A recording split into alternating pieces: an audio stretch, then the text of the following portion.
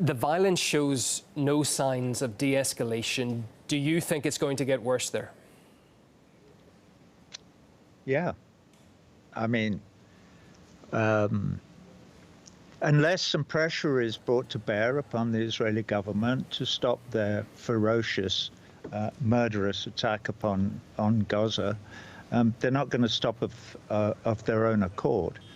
Their will is not going to suddenly disappear. They're not going to suddenly change the policies that they've been operating since 1967. Well, actually, a bit later, since they removed the settlers from Gaza.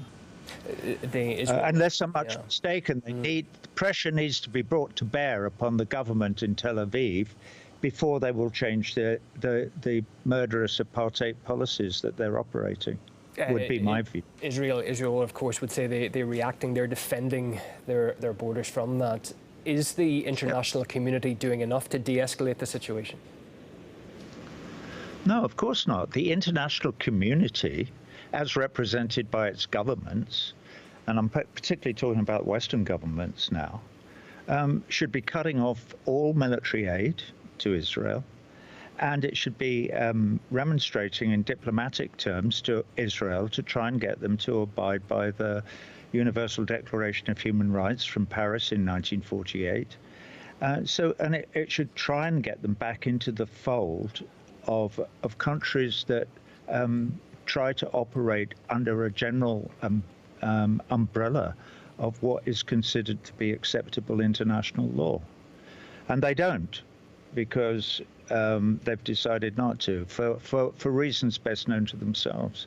But clearly, in the long term, the Israeli occupation of Palestine is untenable. It is not a future that can possibly survive. Public opinion is changing all over the world at a vastly increasing rate as each year goes by. More and more people are having the blinds taken from their eyes and are understanding that this cannot go on. This is an apartheid regime involved in the clearing of all the indigenous people from the land that they eyed before 1948 and that they've been trying to colonize in its entirety since 1948. And they are not going to be allowed to get away with it by global civil society, in my view. Again, you'll understand that I have to give Israel's point of view on that. They say an Israeli court has ruled that prior to 1948, land was in Jewish hands, and that because of Jordan, it was taken away from them. There's a lot of different contested claims there, as you well know. But to another point, relations have been normalized somewhat between Israel and Arab states such as the UAE, Bahrain and others. Do you think this step taken by those countries supports the Palestinian cause? Those countries, you're talking about the UAE and Saudi Arabia and I can't remember what the others are. But, yeah. All right. Well, they are driven in the decisions that they make about whether they will or won't normalize relations with Israel by agendas that we are not privy to. Obviously, I think they're making a huge error, any states that do that. But those decisions will be made by the Saudi prince and others who are in the government of the UAE, and they will be doing it for reasons that we're not party to their thought processes. They will be very pragmatic, and they will probably be to do with money or oil or strategic affairs that they think will, at least in the short term, benefit them personally. I don't have much faith in any of these governments, as you can imagine. And you talking to me about what some Israeli spokesman is saying about what's going on in Gaza and how that the next thing you'll be telling me is that rockets rained down on Jerusalem, or some equally nonsensical story, which they've been saying the same thing over and over again. There is nothing. This is not an equal conflict. This is not. When we're talking about Gaza, we're talking a barrel full of fish, and the Israelis are shooting into it with hugely efficient weaponry. So they are murdering the inmates of an open prison. That is what they're doing. Some of the inmates of the open prison are trying to fight back in whatever way they can. And occasionally they have resorted to sending homemade rockets across the walls of the prison that contain them. And you can't blame them for that. In fact, they have a moral obligation to resist the occupation by a foreign power of their land. But there's quite a lot of missiles going across, isn't there? No, very small numbers, causing no casualties, none, as far as we know so far, according to the dribs and drabs of reports that are coming out. And compared with the Israelis going in with F-16s, destroying 20-story residential dwellings, tower blocks filled with families, killing women and children indiscriminately. I mean, there are no two sides to this story. There is the oppressor and there is the oppressed, and they are entirely separate. There is the aggressor and the people that are being attacked. Israel is the aggressor. A much smaller Israel amount of is people have died in Israel, but a much smaller amount, as you say. This you're is right. nonsense. Yeah. Well, much smaller. Thank you so much. But let's accept that, shall we? Almost no one. Okay. Okay. Maybe in the first Intifada, when there were bombings and things, it was a different situation. All the ceasefires that have been organised since the '67 war have all been broken by Israel. Not Hamas, not the Palestinians. I mean, I'm looking at the things going across the bottom of your screen here now. It's really interesting to see how what's being said in Beijing is different than what's being said in Berlin or what. But it's a personal cause for you. This is not new for you, Roger. You've been supporting Palestinians for quite some time. Has there been a personal cost to you for your firm stand?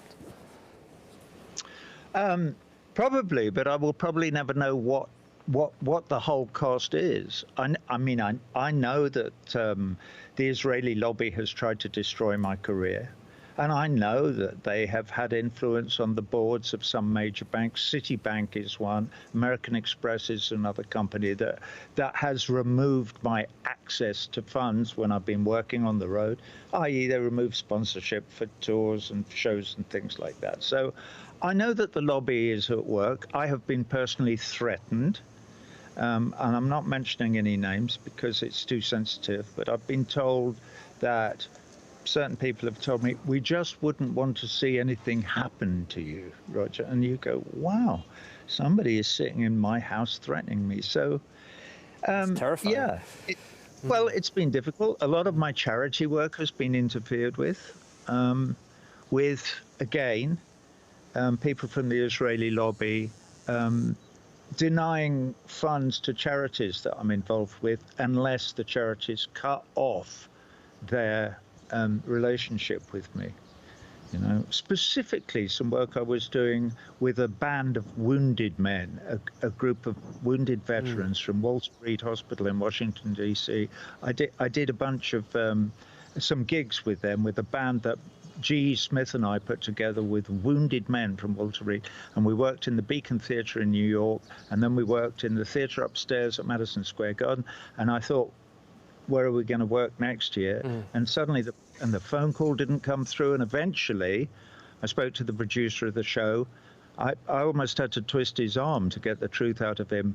They have told us, the Israeli lobby, I could name names, that we Stand Up for Heroes was the name of the shows, and that none of them will give another dollar to Stand Up for Heroes, to the wounded veterans. This is in the United States of America and New York. Not a single penny from any of these big donors from the Jewish lobby, unless you get rid of Roger Waters. Stop him working with the men. Oh, well, why don't you have the men on their own? No, we're not doing that. So they threw the men under the bus as well. This is the kind of people we're dealing with.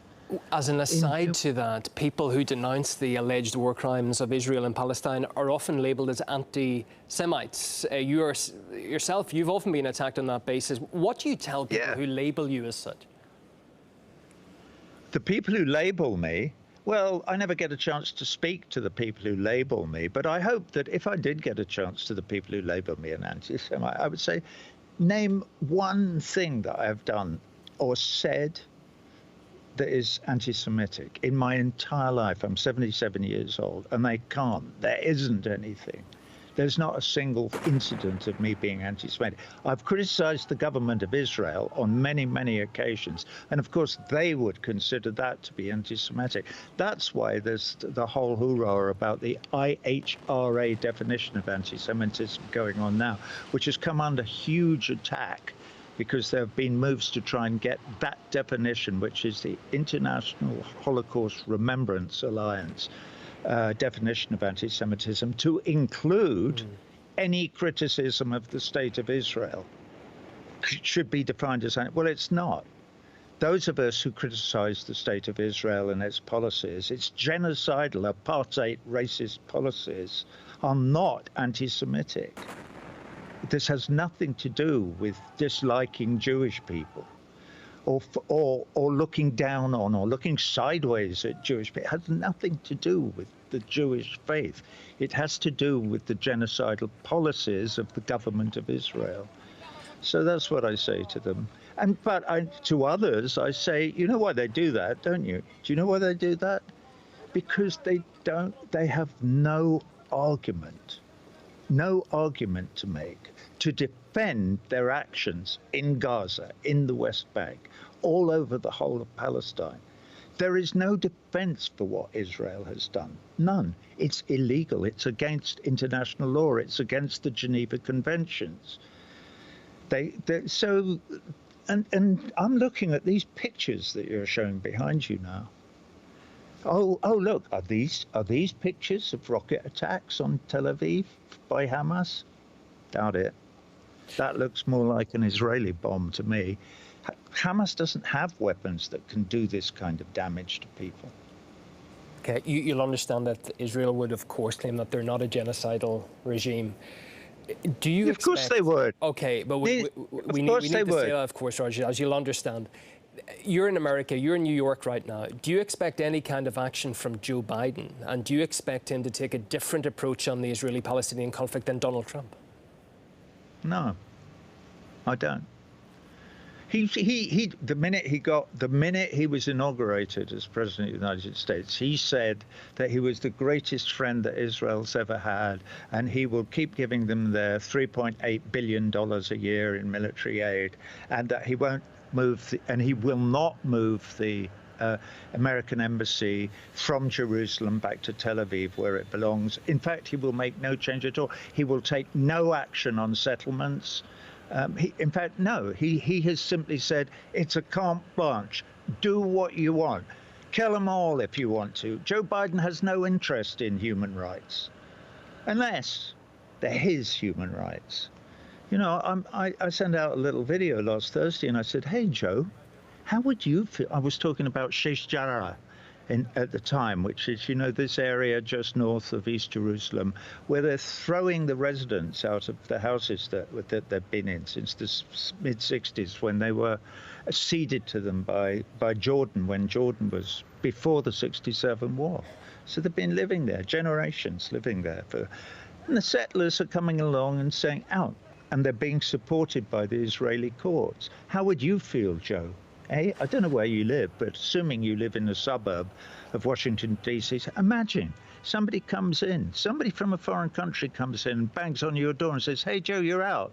You go, oh, no. You can imagine the smile Joe would give them, wouldn't you? He'd say, no, there must be some mistake. No, there's no mistake. Get out.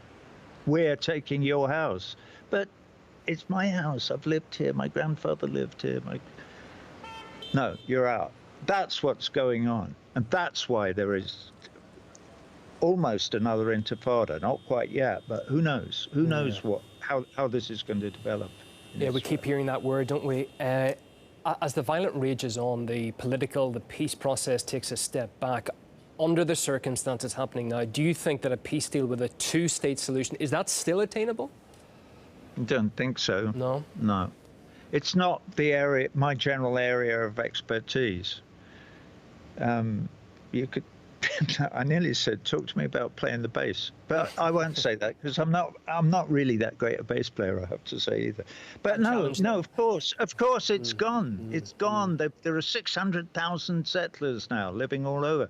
What Israel has created is a series of tiny Bantustans in what was just possible up until 67, just a possibility of a two-state solution, even though the division of land at the end of the 67 war was deeply inequitable. I think there was only 18% or something left of historic Palestine. The Israelis had already taken the rest of it.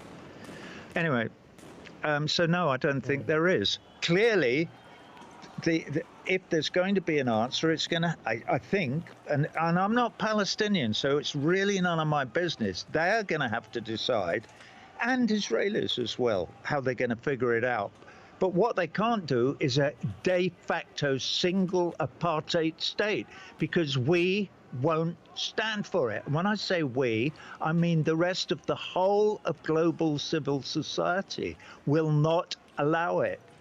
The sooner an Israeli government gets that through their thick heads, the better, because that is the fact of the matter.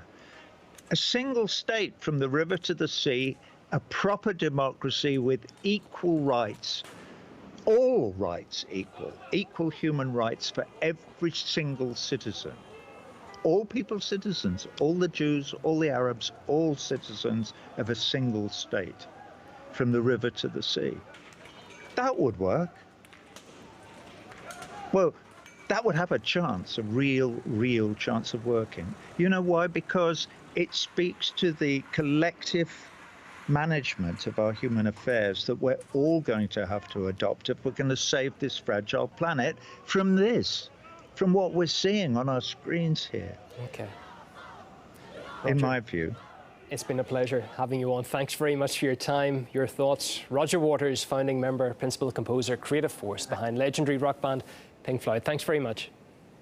Thank you for having me. Have a good day.